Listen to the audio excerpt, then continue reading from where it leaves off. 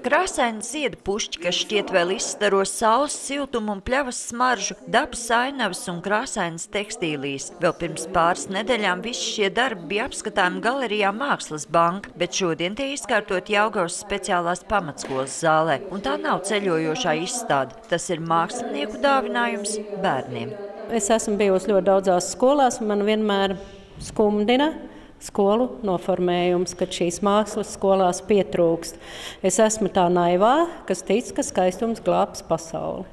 Šādas labdarības akcijas mākslinieci organizē jau vairāk nekā 10 gadus. Pēdējos 3 gleznu dāvināšanas akcijās iesaistījies arī pasaules slavenais operdziedātājs Sergejs Jēgers.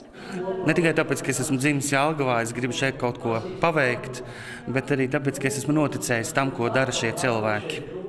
Tas bija neizsakāms prieks zināt, ka mūsu skolai ir šāds te dāvinājums pasniegts no garā lieliem cilvēkiem, kuri vēlreiz atkārtoja, spēja noliekties, spēja paklanīties mūsu priekšā.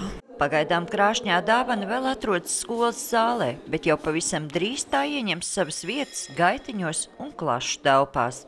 Bērni, kad mācīsies stundās klasēs, viņi noteikti paskatīsies uz šiem darbiem, un es domāju, ka šie darbi noteikti palīdzēs viņiem labāk mācīties. Tā gan nebūs vienīgā dāvana. Sergejs Jēgers sola, ka jau līdz mācību gada beigām šīs skolas audzēkņi saņems arī speciālu sporta inventāru, lai iekārtotu īpašu sporta istabu, bet arī paši audzēkņi nav tikai ņēmēji. Saviem labdariem viņi dāvina priekšnesumus, kas aizkustina ikvienu zālē sēdošo.